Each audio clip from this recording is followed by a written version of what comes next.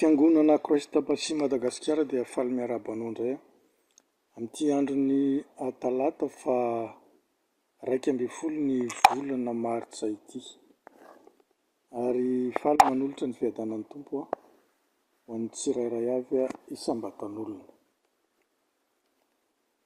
Androany indray aritsika dia andre ny tenin'Andriamanitra amin'ny Romanina 4:17 amin'ny alalan'ity rapsody ity izay mitondra ny lohateny hoe fahamarinana, fiadanana ary fahatokiana.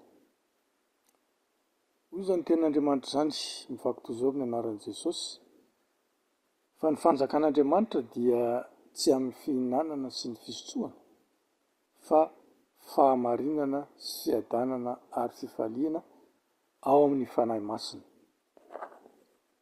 Amin'ny Romanina 4:17 ny apôstôly Paoly dia miresaka momba ny feon'ny fieritreretana sy ny fomba tokony hifehezan'ny kristianina ny fahasamihafana eo amin'ny faharesen-dahatra manokany tsirairay, indrindra mikasika ny fomba fihinanana sy ny fitandremana ireo andro manokana.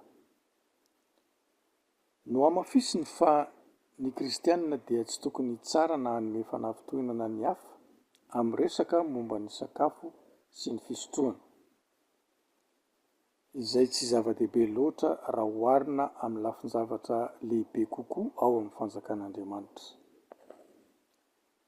Tsy mahagaga raha namarana toy izao izy ao amin'ny Romanina 4:17 fa ny fanjakan'Andriamanitra dia tsy amin'ny fihinanana sy ny fisotroana, fa fahamarinana sy fiadanana ary fifaliana ao amin'ny fanahy masina. Mahavariny izany.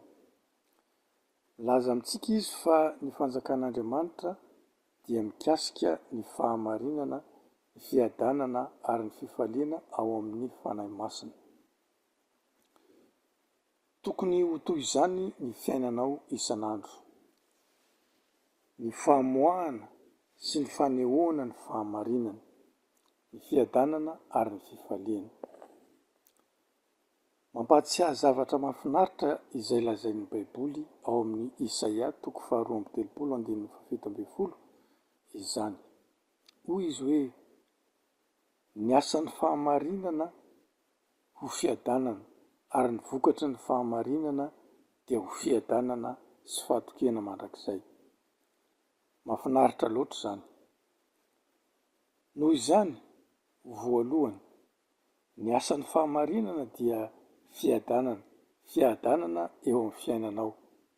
Ka na inona mitranga, tsy mikorotana ianao, feno fahatokiana, fifaliana mandrakizay, ny aina tsara, fanambinana ary fitsaharana. Ary dia nio koa fa tsy milaza izy fa ny vokatry ny fahamarinana avy amin'ny fanjakan'Andriamanitra dia fiadanana sy fahatokiana mandritra ny tapabolana monja, tsia, fa mandrakizay.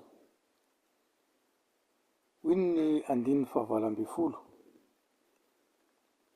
ary ny oloko hitoetra ao amin'ny fonenana mandry fahizay, sy ao amin'ny fitoerana matoky, ary ao amin'ny fialan-tsasatra feno fiadanam-po.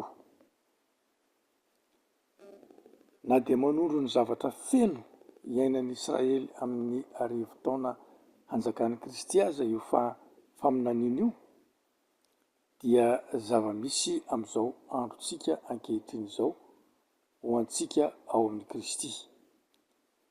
Mitoetra ao amin'ny Kristy isika, izany no fonenantsika mandry fahizay, sy fitoerana mahatoky ary fialan-tsasatra feno fiadanam-po ankehitriny.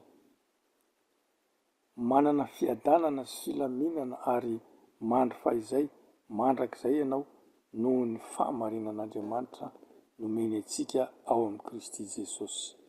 Aleloia. Andao iarahantsika manao zao vavako izao. Ray malalo, misaotra anao aho noho ny fanomezana ny fahamarinana izay mitondra fiadanana sy